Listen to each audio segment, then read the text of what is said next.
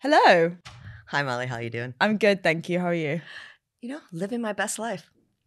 That is all I wanted to hear. Well, thank you for joining me on episode, I should know, 20, maybe 30 this time. Sure. Let's just go with it. But thank you for joining me on the Untalented podcast. Let's go straight into it over this or that. All right, let's Always do it. fun. You ready? Yep. Born ready. Chocolate or crisps? I'm sorry, what's the first thing? Chocolate or crisps? Oh, chocolate, sorry. What you'll know from this podcast is that I'm American, and so English words sometimes don't translate. That was chocolate for Americans. Chocolate. Yes, chocolate. Leading or doing? Doing. Progressive or innovative? Ooh. The second one, which is actually one of my trigger words, it's hard for me to say, so I'm just going to leave it at that. I'm not going to ask you to divulge on that. Don't worry. That would be an American making an ass of herself. Photos or videos? That's a hard one too. Photos. Okay. Intuition or insights? Intuition. Films or books? Films. Winter or summer? Summer. Cats or dogs? Definitely cats. Absolutely. Meow, meow. I am shocked by that. I have 3 cats. Okay, that makes it less shocking. Yeah. God. Cats are growing on me. I was always a person who'd be like, no cats, just dogs. But yeah, they are growing on me. But dogs always love you. Like, it's unconditional love. Cats, you got to earn that love. Yeah, and then it feels more special, right? Yeah. Fair. Ambition or comfort? Ambition. Skill or fame? Skill. Nice. You'll be pleased to know that is over. Phew. No more this or that. Sorry. Well, thank you so much, Regan, for joining me today. Let's get straight into it with who was the first person that made you feel talented? Let's go way back into my history. That would be my art teacher from high school, Julie Jarkey, which I still communicate with. Actually, I'm not going to give you years later because that would definitely put an age on me. She was one of those people that just saw who I could be and then just kind of pointed me in the right direction to like, this is what you could do. These are the type of schools you could go to. This is the portfolio you'll have to do. And just kind of, she was always that guiding light. And I think I had art through my bones from a very young age, but she was the one who kind of like nestled in and goes like, you're going to be my project. Yeah, nice. I think we get quite a lot of people saying about teachers, and it's so important to have that figure so early on to say, this is what I can see potential of you being good at this, and this is how to do it. Because I think there's like always that lost in translation part of like, how do I get to making this a career, or how do I get to being like successful at this, that it's just something I enjoy type of thing. Yeah, I do think, well, I mean, we're all supposed to be teachers, right? Like some people learn by watching and seeing, but most people they have to learn, they have to be told, they have to be like shown, but with words and actions, as opposed to I'm just kind of mirroring what I'm seeing outside there, and I'm kind of picking it up. I mean, props to the people that do that, because I'm like, oh, you're a hero. You didn't need to be told anything. You just kind of like saw it and did it. But it's like kind of like, I guess, a gymnast seeing a back tuck and then going like, I can do that, and just doing it, as opposed to someone going, hey, if you throw your shoulders back and you like engage your core, you'll be able to like flip. Weirdly went into a cheerleading space. Are you telling me that? And I'm like, I still would not be able to do that. No way. No way at all. With practice, anything is possible. Very true. But hopefully next time we catch up, I'll be telling you that I've done one. That would be more than impressive. And then like, how do you think that aided you into getting to where you are now, like at the sort of early stages of career and after school and all of that side of things? I was as a poor kid, and she's like, this is what you're going to have to do. These are actions you're going to have to take to get a scholarship, because my mom, single mom, wouldn't be able to afford it. And she's like, this is the only kind of path that you have right now. And I'm like, all right, cool. Just give me a task I have to do, and that's what I'll do. So she got me involved in, I'm going to totally nerd out here for a second. It's called VICA, Vocational Industrial Clubs of America. And it was an after-school program that was for technical kind of things. Like it could be for everything from advertising to refrigeration repair to public speaking. It like kind of went to the vocational side, and kind of you could hone and craft that. I went in super deep, talked about advertising, like took advertising things at a young age, a high school age, but then also became the Vica state president because, again, I'm always in. When I'm in, I'm totally in. You're in. So then like that kind of at a very young age taught me leadership and how to kind of speak at a certain level and to be encompassing and bring people in. But it also taught me like what I can do, what the possibility is. So then when I kind of was going to get a scholarship and go to an art college, that didn't seem scary anymore because it kind of gave me the tools to, because my mom worked in a factory. She didn't have like, she was hugely like strong woman, and she gave me that. And, that's what parents do. They give you their best traits and you move on and you do that. But she couldn't give me kind of the business side and the industry side because she didn't know it. And that's what my art teacher did. Yeah, I think that's amazing as well, that it was kind of not like a make or break, but you have to do this, so you just like got stuck in and did it. Yeah. And then actually did it to probably so much beyond the means of what you needed to do it. It was like, I know that this is the way, so I'm going all in.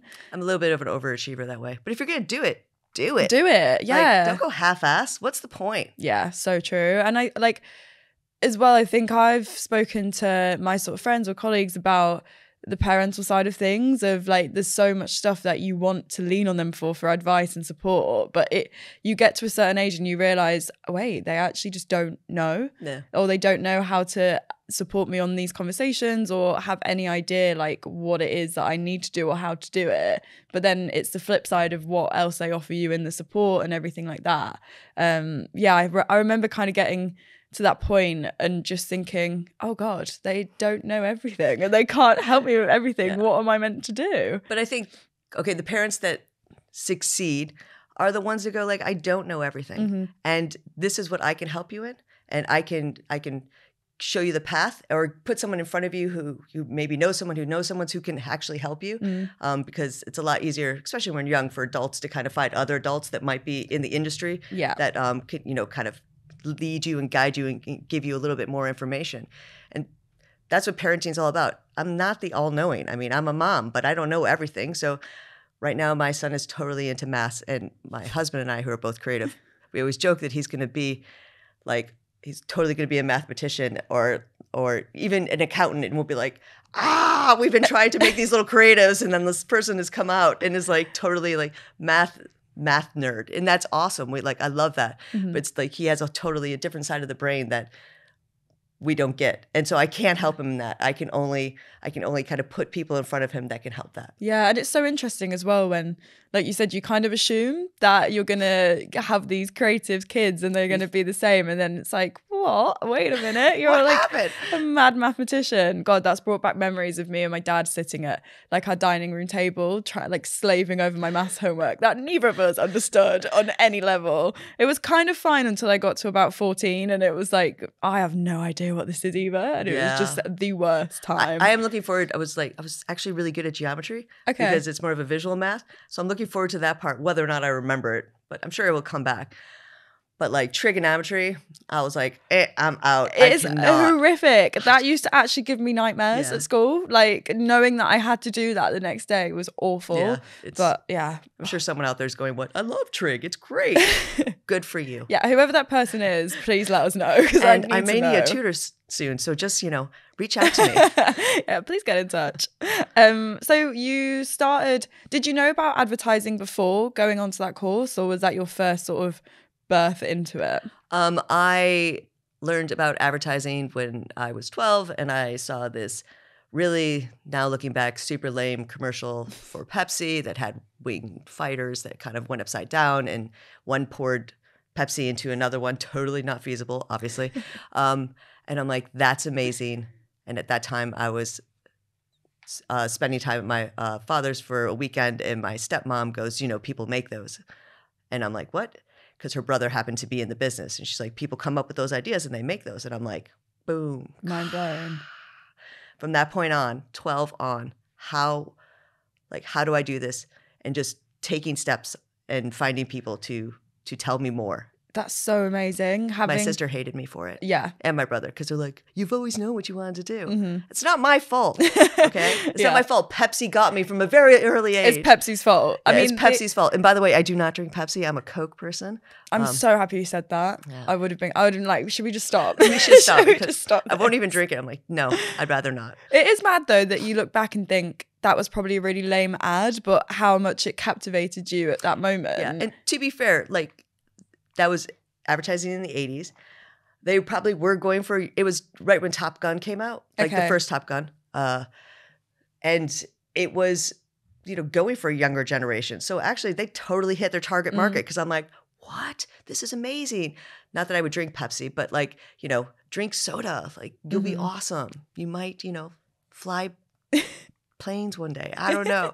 But I was hooked. Yeah, and I think for a lot of people, they just don't know that it's a thing at all. Like, I mean, for me, I never knew advertising was a role until I started in recruitment, and it was that same brain moment of being like, people get paid to think of ideas, and people get paid to do all of us surrounding it, and that wasn't until I was early 20s that I discovered that. So it's such like a shame that it is so if you know, and not like actually spoken about more. Yeah, I do wish, but that's our fault, right? That like we should be doing more outreach and going to, we go to universities and stuff like that. We talk to people, but they're already kind of like in their degree, and we got to start young. Like we need to start, at year 7 and go like, this is a possibility. Like I've volunteered to go to my son's school, not that they've actually called me up, come on Elthorn, bring it in, to talk about, advertising as an industry, because that's when you like start to like seed it in their mind. That's when it was seeded in mine. I'm like, and then I started asking questions, how? Like it's not, people don't go into school going, I want to be a vet. They like animals and are like, what can I do around animals? Oh, I could be a vet. And then they start taking steps on like how to do that. I think advertising should be the same. What if? Yeah, 100%. Because then, like you said, you begin to shape your next moves around it, and it takes away that like cloud almost like your siblings had of you always knew what you wanted to do, like because I was exposed to it, so therefore it was easier. So how did you take the step into like the industry professionally? What was your first move in that way? Graduated college and got a job at Donor Advertising, which is in the States. And within a month, I sold a spot and I was shooting. And like, it was like boom, boom, boom, boom, boom. Freaking awesome. Donor was it's an independent agency. It's huge. Great clients. My first client was Mazda. And they were kind of like a teaching hospital. They're a teaching agency where they're like, they just kind of threw you in the deep end and they were there to support. But they're like, go ask questions, we're here to answer. And that was super helpful because, yes, you have that fear, but also it was super exciting, and you weren't going to kind of be in the background for years. You were just learning on the job. Yeah. It was awesome. Yeah, because there is so much of that, of interning and then junior and then still not making, and then how do I take that step up because I don't have the work to show for it, but I've not been given the opportunity to do that. And it's, the baptism of fire method is probably terrifying, but at least you're like up and running and making stuff from day dot.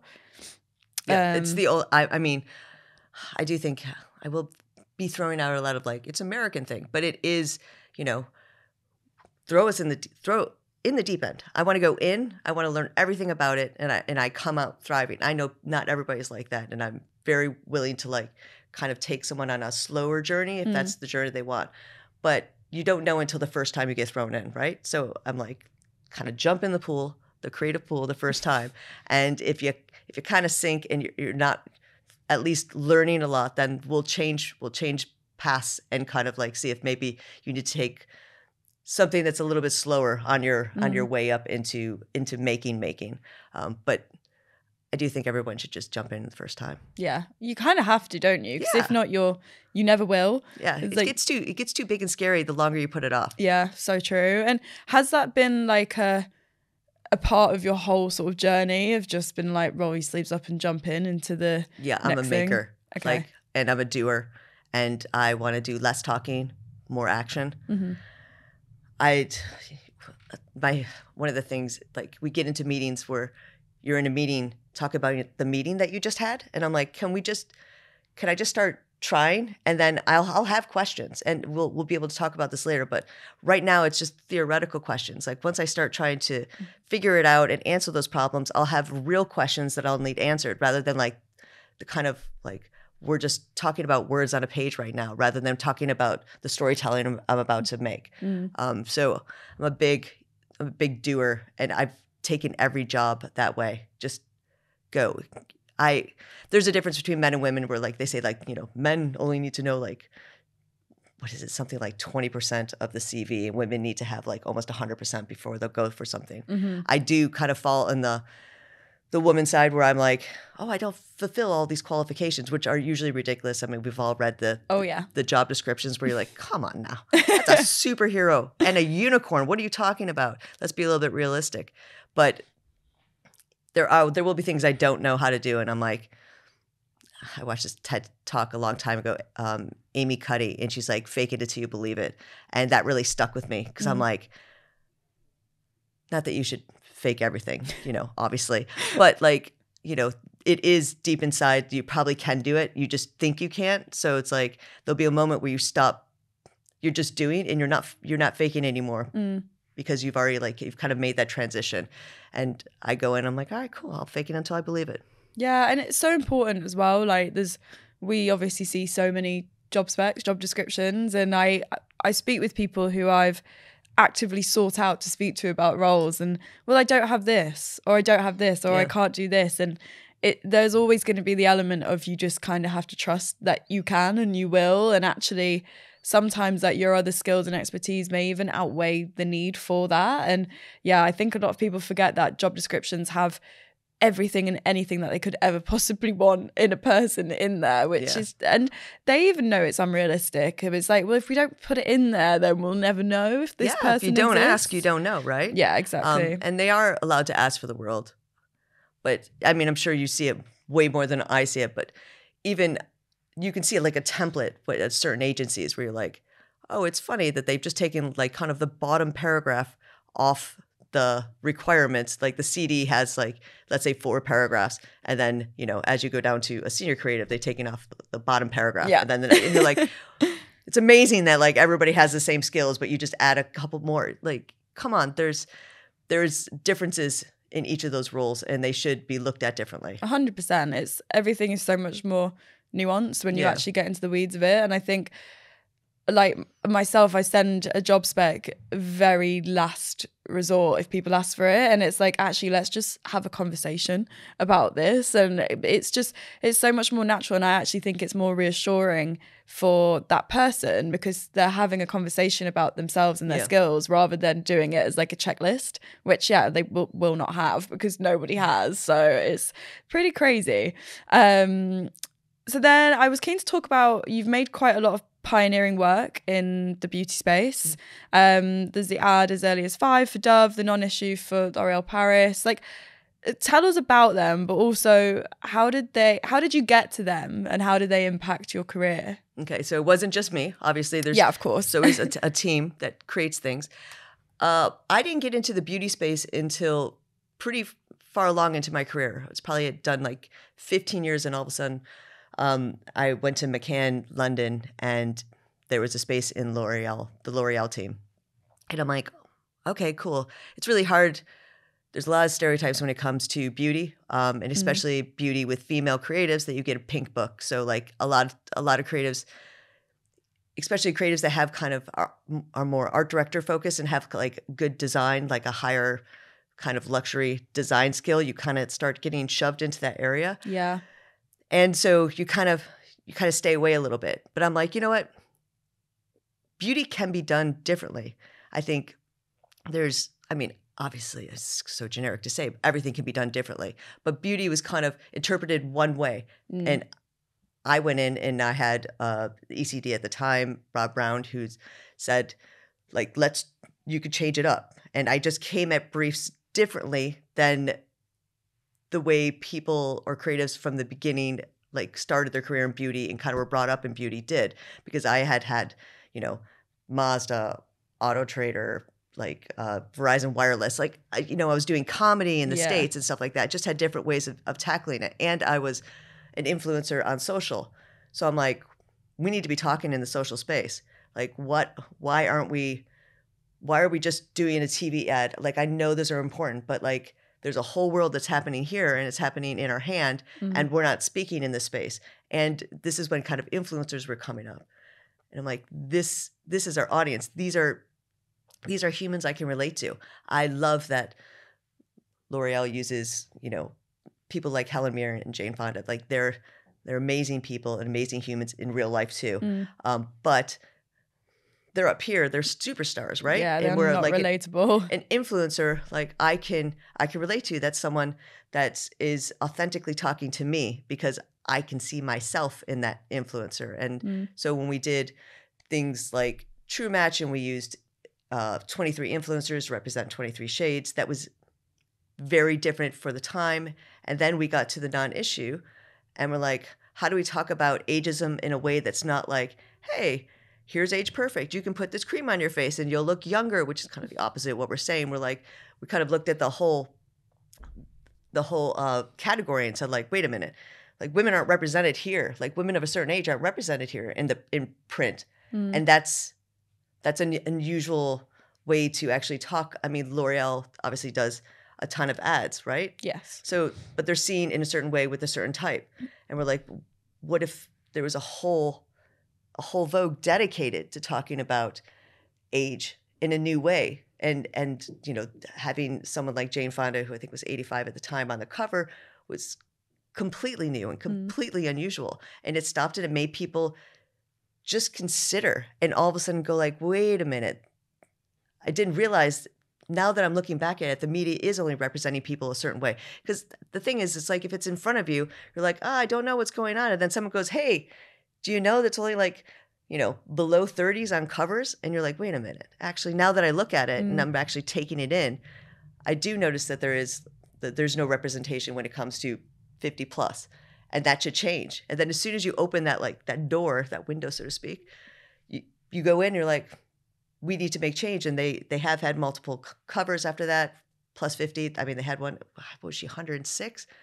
This woman, like, Vogue has pushed that forward. And obviously L'Oreal is, the Age Perfect range was made for that whole generation. And it's not just, I mean, it's pretty huge, like the span, like 50 up to like, until you're 100.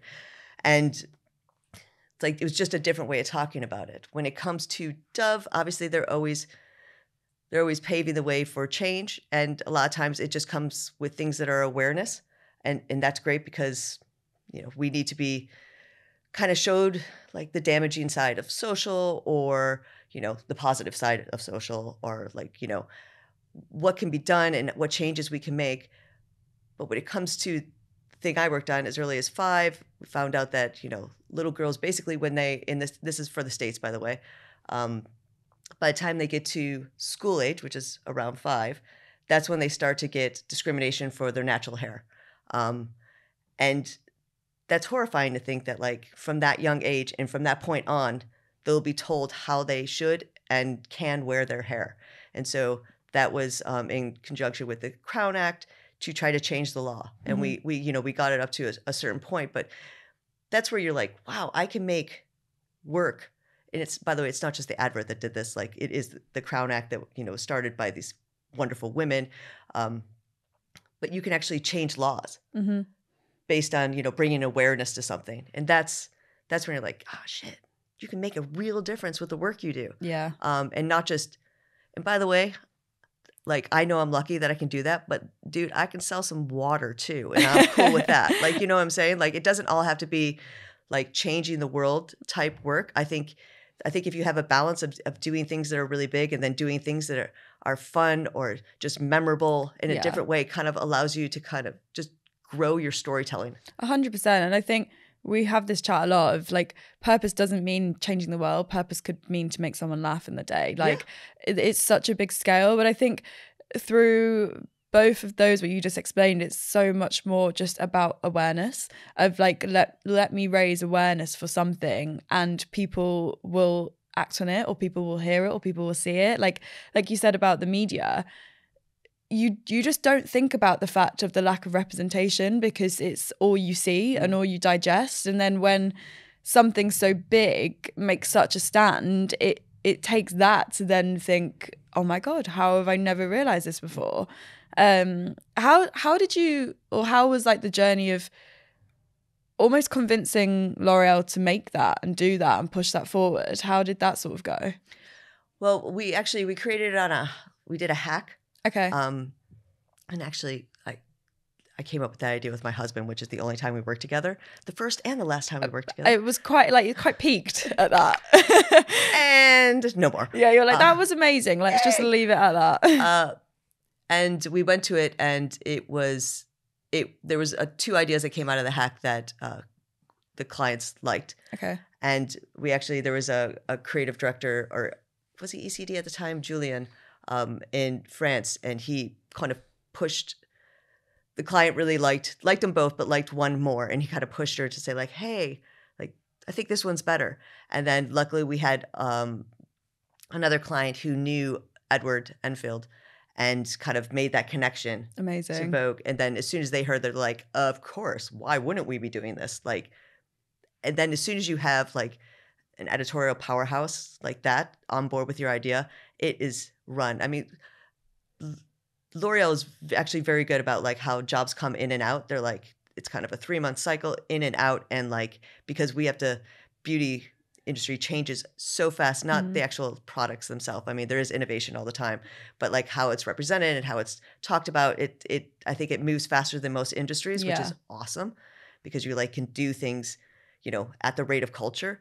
But sometimes big ideas like that can get bogged down in the system. But then when you have something like Vogue was like, here's a deadline. This is the issue we're going to do it for. You're like, oh shit, everybody run. Yeah, that's so and just true. do it. But it did take, it took London, us going to Paris to do the hack, took, creatives there saying like, this is the idea we should push. Then it took, the collaboration of the client to talk to Vogue, and then everybody kind of coming on board and going like, together we're going to make this.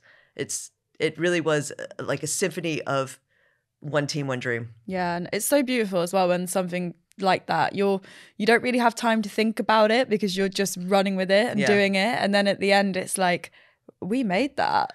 Like, we actually did that. Yeah, when you look at it at the end and you're like I remember when we brought it in and we had bought a bunch of them, and like I'm sitting there reading, I'm like, oh. And I'm sure the team at Vogue are like, every month they do that, right? Yeah. They're like, look at what I've made. But like to have a whole thing front to cover, telling this the same story, not the same in the same way, like it all represented by 50 plus, and like having that kind of that slant throughout the whole thing, it's just something that wasn't seen before. And I don't know, it's pretty epic when you get it. Oh, 100%. And also like even just in the fact that it's a physical publication, like that, it's kind of mad to me that is not the norm still, and like never really was, especially with TV and now with the dawn of social and everything. It must feel so mad to just be able to hold something in your hands that you physically made and like thought up, which I think it's a shame that a lot of people probably don't get that element now in advertising. But yeah, it just must hit so much harder, I think. Yeah, our physical is, I mean, I know there's people, designers who like they make things, right? They're people who have made this, and I just pointed to a sign in a room. Or they're, they make posters, so they have physical representation of things. And to be fair, like I guess in the land of, when we do print ads, which are less and less now, but it's a thing that you can see, that you can hold. You're like, this is mine, as opposed to a TV spot where you're like just kind of like waiting around. You're like, oh my God, there it is, pointing at it. I did that, which is always I remember at a young in my career, you'd just be sitting, and all of a sudden your spot would come on, and you're like, oh, there it is, I did that. So yes, there's if you're in kind of normal, I guess not normal, if you're in like above the line advertising, there's less and less physical things that you actually touch that are made, especially nowadays. It's more digitally focused. So it's a pleasure in a it's awesome to have something that you can hold in your hands and you're like, this is the thing I made. It's right here. And you can keep it forever. I do. I still have some that are like packed away, like never opened. I'm like, fresh. That really, really like makes my brain happy that you have them. It's like a comic book, but like a Vogue. Sealed. Unreal. So now you're an executive creative director. I am. Was that always the aim?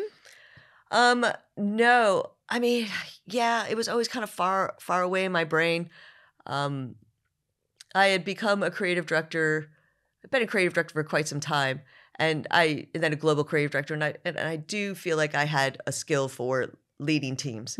Call myself a mama bear. Like I'm very much like I give people space, but then like push, and like I have a different leadership style.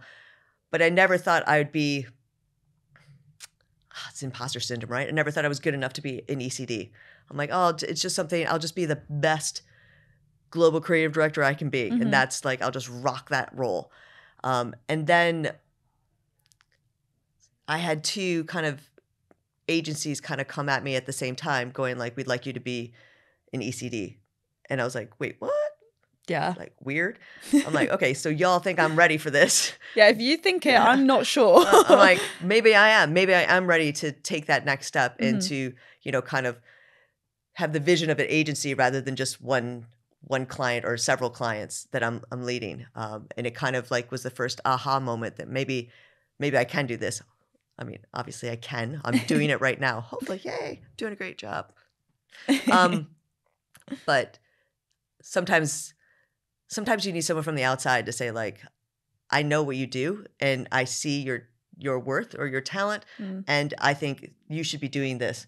And sometimes you need to listen and just go like, again, just dive in. Yeah. Dive in. I was going to say, it's like the kind of kick off the edge that you need to just jump into the pool. And like, it's always, no one wants to live for external validation at all, but sometimes you just need it to be like, you believe in me and you have worked with me and seen what I can do. And you now also believe that I will be able to take this next step. Cool. Like, let's kind of do it together. And I think you need that belief for like wind in your sails a little bit to also think, I'm not just doing this for myself now. Like there's someone else that wants me to succeed at this. So yeah, let's kind of jump in and go with it type of thing. But yeah, I bet that was a crazy time when you got those approaches of been like, me? What? Yeah. Really?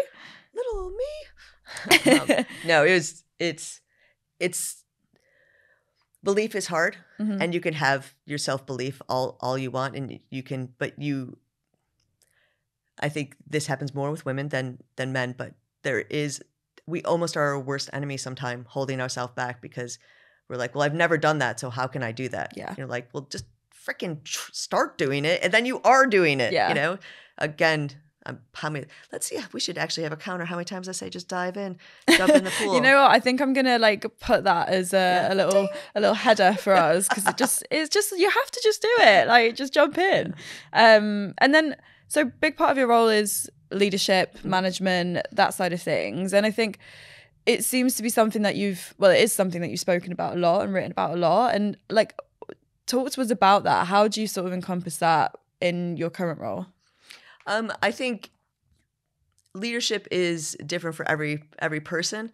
And you need to figure out, I say leadership style, but that kind of sounds like there's a program that you go through and you figure out like, I'm this type of leader, which I don't think there is.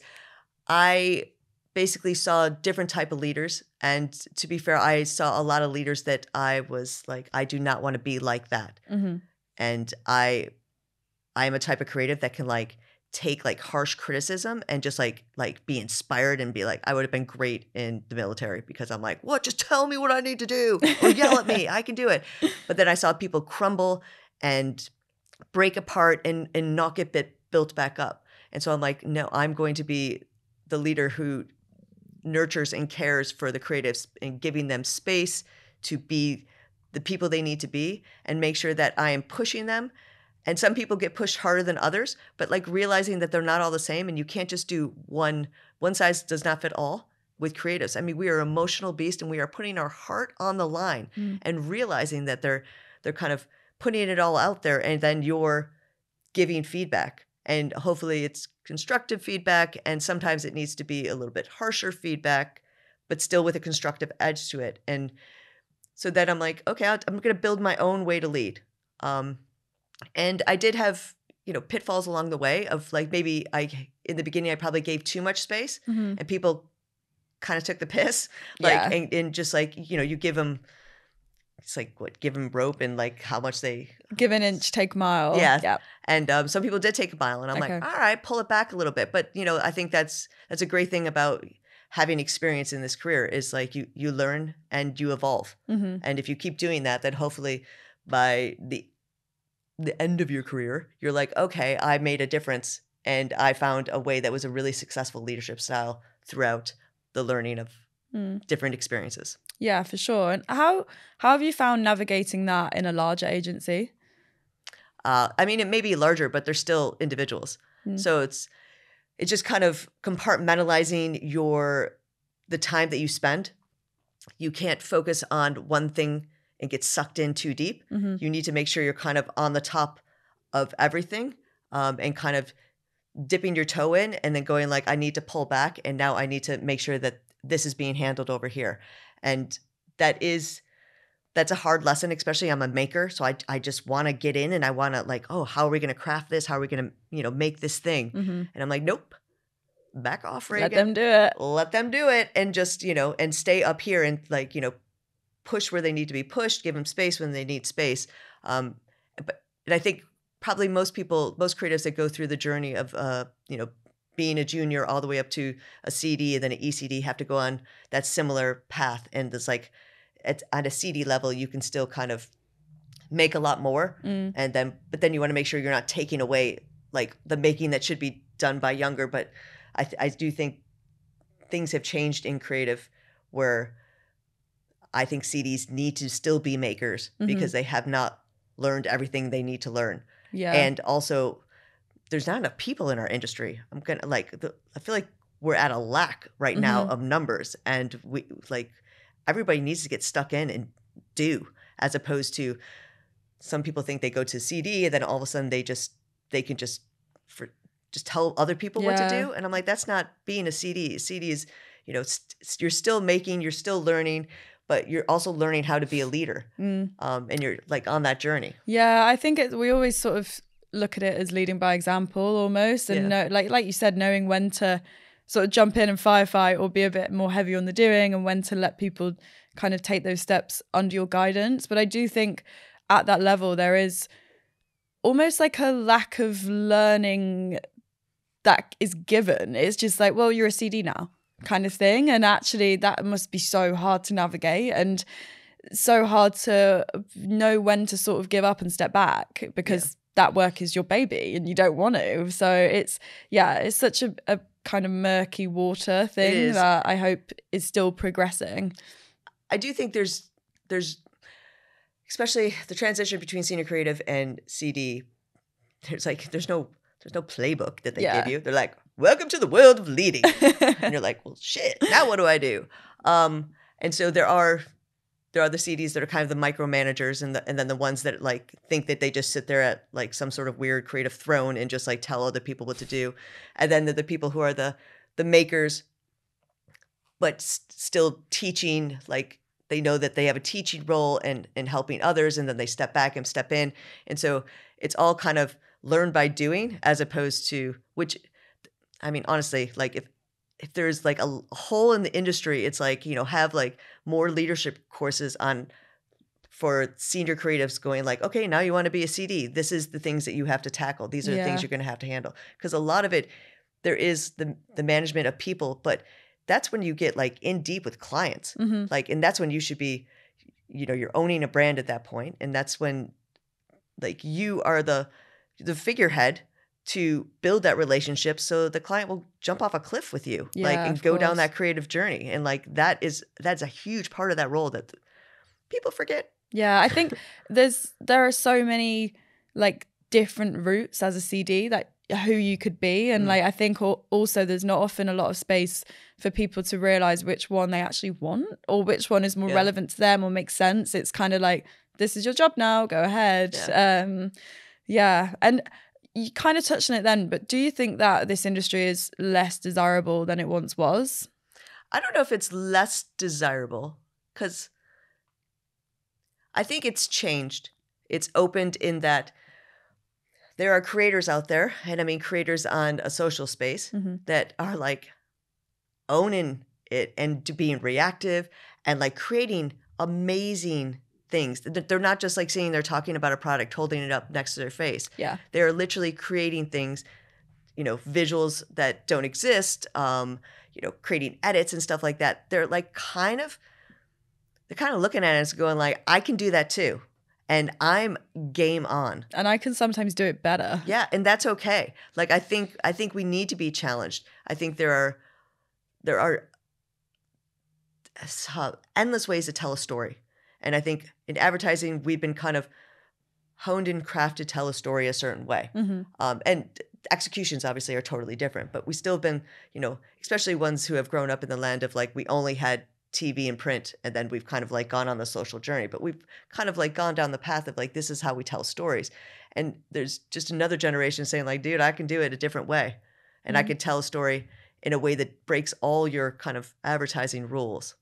Yeah, it's so true. And it's like, actually you see a lot of work from content creators who have created it themselves off their own back. And it's like, whoa, how I think there's such a gap of agencies not realizing that, yes, it's competition, but yes, it's healthy, rather than seeing it as we need to continue doing the opposite of them to be different. Yeah. It's like, how do we be inspired by them rather than just be scared and be like, let's just stay to the way that we know. Let's stay to the way that we know. Like, how do you think that agencies can begin to go on that trajectory to remaining relevant and remaining interesting? I mean, I think it's being aware of what's going on. Like it's one of those things that's said kind of just randomly thrown out, but it drives me crazy. They're like, oh, I'm not on social. I'm like, yeah, you say you're not on social, and that's okay that you don't physically participate in posting on social. But I see that phone in your hand every moment that you're walking around. So you are on social. You're just like, you're ingesting social as opposed to, participating in it. And even when you comment, actually, you are participating. So it's kind of like learning from what's going on and also getting new voices in. Like, I am not hiring the same type of creatives. I'm hiring young, diverse creatives that look at things differently. When I look at their books, I'm like, you do the weird and wonderful, and you come from a space or a place that I don't even know about. So I want that voice, because I want that different way of solving problems, that different way of storytelling. And by the way, it doesn't need to be crafted. It doesn't need to be perfect. They need time. They need nurturing. They need probably more space than people have time to give, so to speak. But that is the path we're on. If you get someone who's like a little bit more raw, but probably has like that inner fire, like, tell them and show them the ways of how they can make this thing for this client, which will surprise and delight the fucking world. Like, it's really exciting. It's an awesome time to be a young creative, because you don't need to be the stereotype of what you needed before. Yeah, and I think it's like, it takes the creative leader to realize like the labor and the time and the nurturing and the effort and everything that you need to put into someone to then get that potential that you saw out of them in the best ways. And it's actually kind of taking that step back off a high horse a little bit and saying, I could learn from you, and I really need to learn from you. And also my clients will learn from you and actually want your thinking, because the work it's so much more relevant and organic than it ever would have been if you were staying on that path of like, well, they're the enemy, we don't want to bring them in, right, type of thing. And we do need to speak the language. The communication on social is so different. Even the different platforms, if you look like Twitter, which basically I just call a hate platform where people just complain. We're like, what even is that anymore? There is funny, like, you know, there's banters between brands and stuff like that. There's a voice, a tone of voice that's over there. Where if you look at, you know, Instagram, it's a little bit more polished, definitely more photo driven. Like, you know, it has that kind of look and feel. Then TikTok is like just the fun, the joy, the like spontaneity, the crazy. And it's just like you have to dive in and know the voice that you're speaking in each of those platforms. And to be relevant. Not that I think a brand should change their tone of voice, but just the way they communicate their tone of voice, you know, should be relevant for each one of those. And it's just, you know, getting someone who's, you know, 20 years old and it spends like going down wormholes of TikTok every single day, probably knows that tone of voice pretty damn well. Oh, yeah. And can actually, you know, then can take a brief and go like, well, this is how we do it here. Where I try to stay as relevant as possible. But I'm also a mom, you know, I have a lot of other things on my plate. That's made it clear. I do still go down a TikTok wormhole once in a while, but probably not as often as they do. Yeah. And so like I can, and by the way, that voice, I'm mimicking that voice rather than they're having an authentic voice because that's from them. So I think we have so much to learn from the new way people are creating. Yeah, that's so interesting. You're mimicking the voice, not authentically the voice, which that's just like made my brain be like, because it's so obvious when you say it, but it's not obvious at all until it's pointed out of like, this is why we need that audience in. We need them on the inside to then help us create it on the outside. And how do you think being super active on social, like you mentioned you're an influencer, how has that been as like part of doing it then on the work side of things as well? Well, I think it allows you to dive in deep to the platform. So you kind of hack the system from the back end, so to speak. Yeah. You know how the algorithm works. You know how like what engages people, what doesn't. But you're learning it from, it's just a different space. So then when you take it to a brand level, you're like, okay, so I know that, you know, engagement in the eyes in the beginning, first few seconds will help like people stay and stop the scroll for, you know, hopefully enough time that I could kind of bring them into the storytelling. It's just little things like that maybe you wouldn't know as much when you're looking from the outside in. It's like looking from the inside out. It's just different perspective. And it's like you take that kind of, and plus it's fun. Like it's a hobby. And I do feel like all creatives should have like a side hustle where they're expressing their creativity in another way, because it can get exhausting that you're using all your creativity to answer someone else's problem rather than to inspire you to do new things. So if you're a creative out there, get a side hustle. Yeah, I think side hustles are always, I don't know, everyone kind of looks not like down at them, but it's always like, oh, cool, you got a side hustle. Like, what are you doing? Whereas actually, why are they not being empowered and being utilized and like harvest as an outlet to let your brain do something else for a little while and like be part of a different community outside of just your work and everything that encompasses that? Because it's draining and you need to have something to take your brain completely away from it. I think it's because side hustle got kind of a bad rap where it's like, I'm doing so much. How can I actually spend my time doing something? Like, you don't have to be like an influencer in your side hustle. You could be like, I like gardening. That could be your side hustle. And doesn't mean you have to open a garden shop. You don't have to go that far. It's just something that is something else you enjoy doing that is not the work. Yeah. It's different than the work. And it could be an outlet of creativity.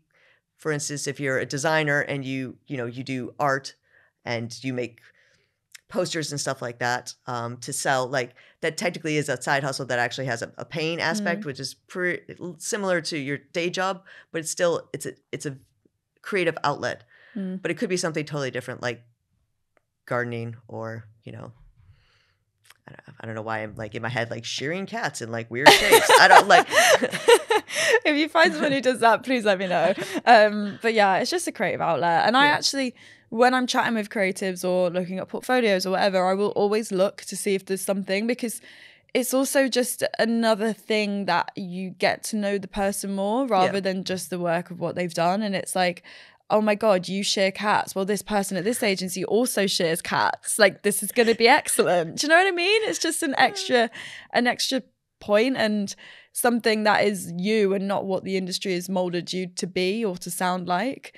Which I'm always like the weird stalker, but like I've seen you've done this. People are like, you're crazy. But I love that. I love getting into like the mind of the creative, right? And they're like, yes, I will go on the shear cat thing. I shear cats as a thing I do, and you're like, you know what? I don't get it, but I'm into it. Yeah, that's cool. Oh God, I can't stop thinking about shearing cats now. Like, do you know something's gonna be in your head all day, and it's like I'm never ever getting rid of that. What is the big question? What is something that just really frustrates you about this industry?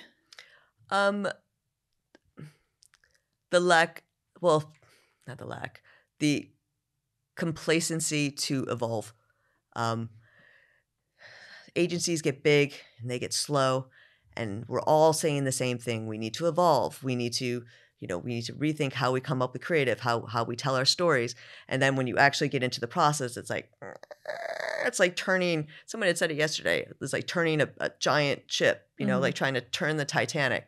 And so the process bogs down the evolution of something, and it's infuriating, but being my American self, it will not stop me, and I will keep on evolving and keep like pushing us to be, keeping up with what's going on in culture, because like evolve or die, right? And I do think there's a kind of like, surviving in creativity that we used to talk about, and I don't want to survive. I want to thrive, and I want all my creatives to thrive in how they're progressing and how they're, again, telling their stories and how we're solving problems for our clients, because that is what we do. We solve problems.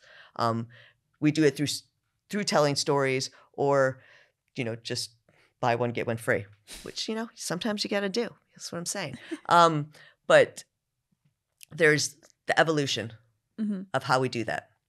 Yeah, and I think that just comes from pioneering leaders, really, doesn't it? But also I think it does come from grassroots, and like people being given the position to enter the industry to push that evolution quicker. Because actually I think there is still a blocker at that level of like, I kind of don't get what you do, so I'm just going to go with someone that I know and I'm used to. You're going to go for the familiar. Yeah. Fuck that. No, go for the scary. Go for the weird, the wonderful. Like, I love when someone shows me something I've never seen before. I mean, literally, like, I get like heart eyes. I'm like, what? Mind blown. Like, and it could be something totally simple, but it's just that constant curiosity of like how we do things. It's fascinating. And like, I am such an ad nerd. I mean, I honestly, I love what I do, and I love the creation and the talent that we have that is in this industry. And I think those passionate creatives, we want to keep moving and keep changing, and someone show me the next thing. Show me the next thing that's going to excite me.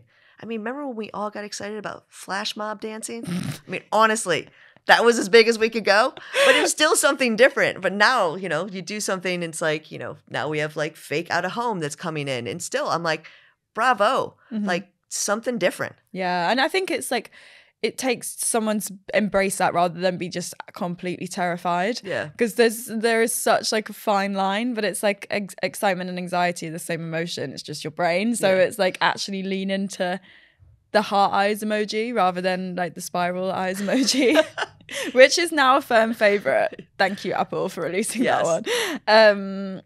So we're at the part what everyone loves, the stinky fish part, and we ask our lovely guests to bring something that they just hate. I'm so intrigued of what yours is going to be. I don't know if you picked this up, but I'm a pretty positive person.